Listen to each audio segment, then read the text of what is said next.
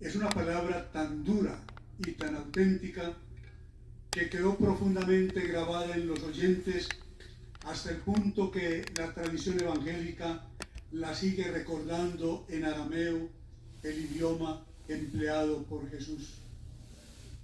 Eloí, Eloí, lema sabactani, que significa: Dios mío, ¿por qué me has abandonado? Mientras caen las sombras sobre Jerusalén, Jesús sufre el escarnio que le inflige su pueblo, sufre la soledad y el abandono en que lo han dejado sus discípulos, sufre el tormento terrible de la cruz que lo está conduciendo a la muerte.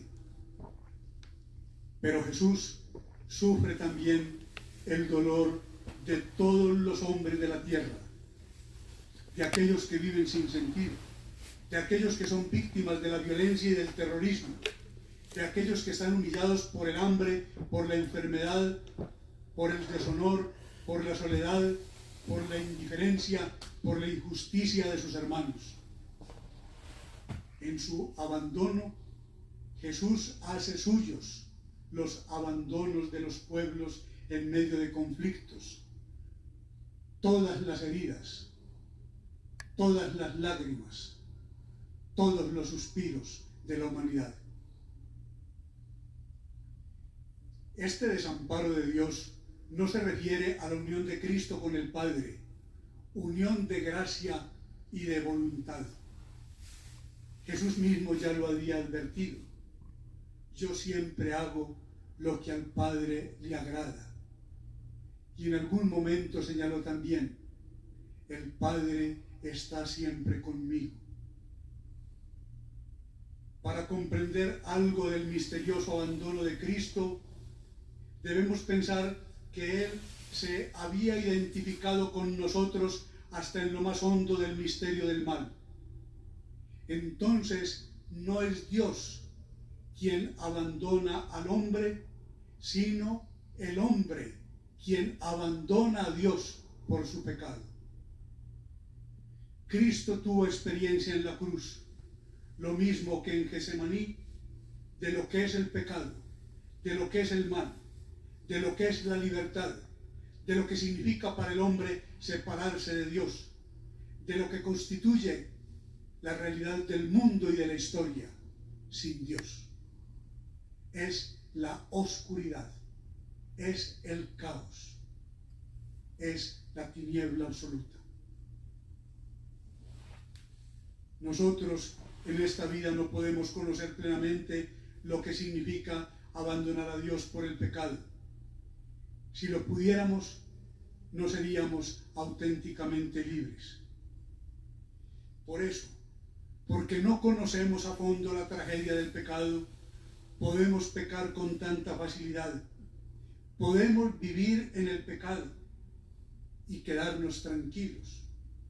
Podemos justificar nuestro pecado. Podemos llegar incluso a pensar que nada es pecado.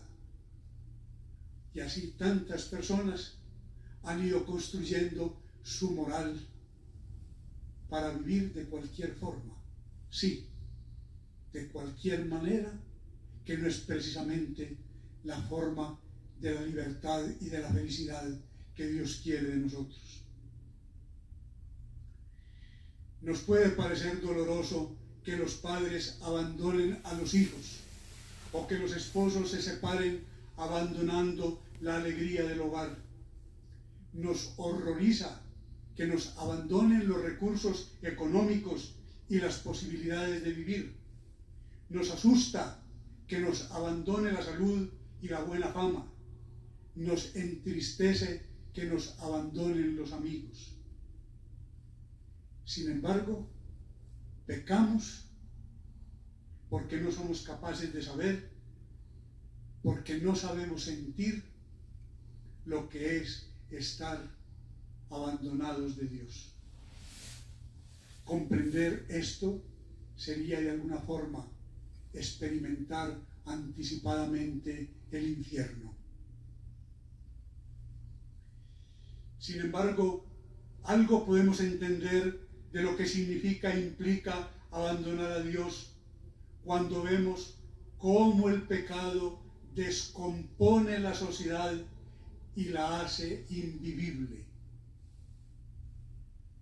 Démonos cuenta, todos los males, todos los sufrimientos, todas las realidades que nos desconciertan y hacen sufrir en el mundo se deben al pecado. La mentira nos engaña y nos confunde a todos, como lo que está sucediendo con el mal uso de las redes sociales. El egoísmo nos encierra y nos corrompe, volviéndonos insensibles e infelices. La envidia nos entristece con lo que nos debería alegrar, los bienes y las cualidades de nuestros hermanos. La maledicencia nos corroe por dentro como un cáncer o como una lepra. Los atracos y las extorsiones nos van quitando la confianza de unos en otros y finalmente nos llenan de miedo. Los asesinatos nos enfrentan, nos hacen huir del hermano, nos llevan a temerle a cualquier circunstancia o situación. Miremos cómo el pecado genera un caos moral y social que después ninguna fuerza humana puede superar. Con las armas, con los acuerdos, con distintos medios pedagógicos, quisiéramos cambiar la situación de injusticia y de maldad que el pecado produce, pero finalmente terminamos viendo cómo el corazón se tuerce de nuevo y el mal repunta de otra forma. Sin Dios no se puede estructurar una sociedad justa, armoniosa, equitativa, donde todos quepamos, donde todos estemos bien. A Dios no se le desprecia y se le rechaza impunemente. Nos hemos sentido muy grandes y hemos arrinconado a Dios. Y la ausencia de Dios nos ha ido atenazando en una vida que no merece el nombre de humana. En una situación donde la paz no la vemos posible. En una realidad social donde la justicia no llega. Sin Dios, la persona y la sociedad pierden su orientación, pierden su eje y aunque no quieran, se autodestruyen. Es imposible una transformación social sin una transformación moral. Y es imposible una transformación moral sin una conciencia de la presencia, de la actuación y del proyecto de Dios que se asume en una verdadera espiritualidad. En un ambiente sin Dios no podemos estar bien. Y por eso el Papa nos ha dicho que no podemos estar sanos en un mundo enfermo. Por eso, mis hermanos y hermanas, no basta una vacuna para arreglar los problemas que tenemos. Es preciso una recomposición cultural y social que nos permita asumir principios y valores que den lugar a un mundo en la verdad, la libertad y la solidaridad. Un mundo construido por todos, por la responsabilidad y por el amor de todos. El momento doloroso y preocupante que vivimos por esta pandemia, las consecuencias graves que vendrán, no proceden ciertamente de Dios. De Dios viene solo el bien. El mal viene de las diversas formas de fragilidad de la naturaleza y de las actuaciones de la libertad humana.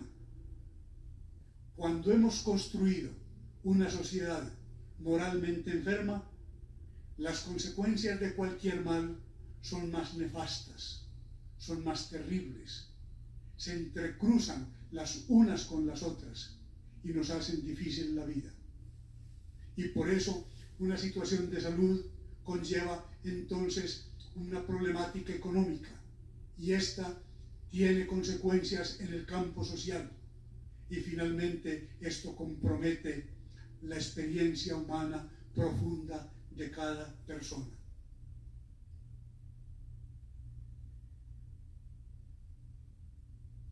Es verdaderamente triste que, ya que la justicia social, asumida responsablemente por todos, no nos niveló por lo alto en un desarrollo integral y sostenible para todos, y que ahora una calamidad nos nivele por lo bajo, dejándonos tal vez en una terrible penuria y en un total despojo, para que aprendamos a valorarnos, a ir a lo esencial, a sentir que no podemos estar bien los unos sin los otros y ayudarnos solidariamente. Por eso lo importante ahora no es especular sobre el origen del virus. No es importante preguntarnos si hay objetivos científicos, económicos, políticos o ideológicos detrás de esta pandemia. Lo importante es preguntarnos si en esta situación tan compleja como estamos, nosotros estamos viendo una oportunidad para asumir responsablemente nuestra vida, para reconstruirnos desde el fondo. Miremos si aquí estamos oyendo una llamada de Dios y nos estamos preguntando qué nos pide Él en este momento de la historia. Así, el misterioso grito de Cristo, Dios mío, ¿por qué me has abandonado?, recoge el dolor de todos los que sufren, las consecuencias terribles del mal, la ceguera de la razón y la autosuficiencia de los que quieren vivir sin Dios, las injusticias que se han cometido contra los pobres, el desamparo en que hemos dejado vivir a tantos hermanos nuestros, el dolor de las víctimas por el abuso de sexo o de poder, el hambre y el sufrimiento de tantos inocentes, la angustia de los que precisamente en estos días mueren sin la ayuda que necesitan, en definitiva, la tragedia del pecado. Jesús en esta hora nos revela que sin Dios hay una noche tenebrosa. No es posible el sentido de la vida.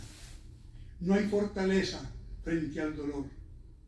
No hay ninguna esperanza frente a la impotencia que nos circunda. Cristo en esta hora nos enseña, tal vez una vez más, que no hay otro camino sino entregarnos con paz y con confianza filial en los designios de Dios.